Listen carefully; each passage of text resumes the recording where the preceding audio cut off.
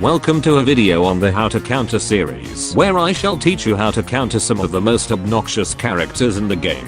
Today we're going to take a look at the infamous Iron Citron and all of his tanky bullshit. Let's get started.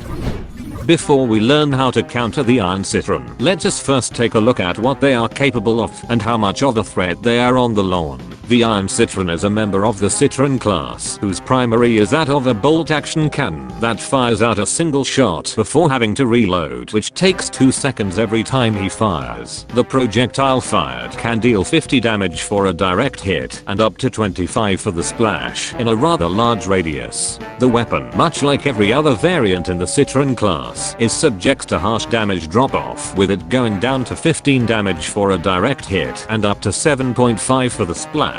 Of course, these aren't the only things you have to take into account when facing the Iron Citron, as he has 2 extra perks up his sleeve that make him quite a formidable foe. The first of these is his massive 250 health pool, which makes him the second tankiest plant in the game. This massive health pool means that killing him is going to either take a long time depending on what class you are, or require investing powerful abilities in plowing through his health. It's his second perk, however, that makes him extremely dangerous if he is allowed to achieve it. Iron Mode is his legendary meter that can be achieved through him getting 5 final blows on enemies. If he is able to achieve this more powerful state, then for the next 25 seconds he will move 50% faster, take 25% less damage from all sources, but most importantly, he will be granted 4 additional ammo per clip, which allows him to output monstrous levels of damage. He will be able to fire at 140 rounds per minute, which means that classes like imps, scientists, and even soldiers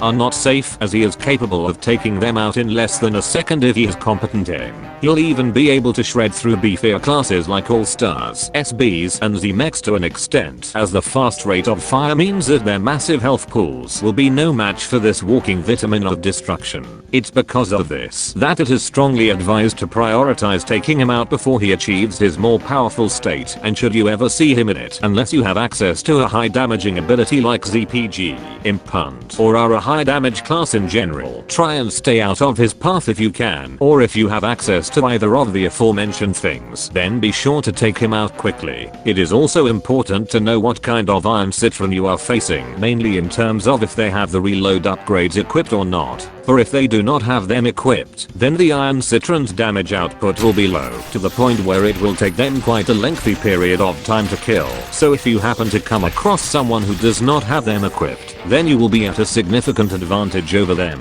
Iron Citron also moves slightly slower, at only 5.5 meters per second, as opposed to the standard 6 meters per second that every other Citron normally moves at. This may not sound like much of a difference, but this slight decrease in movement speed also affects his bullform movement speed, so it will take him slightly longer to reach destinations in comparison to the other Citrons. Lastly, he's rather poor against groups of zombies outside of Iron Mode due to his bolt action weapon requiring a reload after every single shot, so overwhelming him can most likely force him to retreat. Thanks to this video, you can now overwhelm the iron heap of shit, or just exploit him through using toxic brains. Be sure to come back for the next episode next week. Thanks for watching, and don't forget to subscribe for more shit like this. Have fun.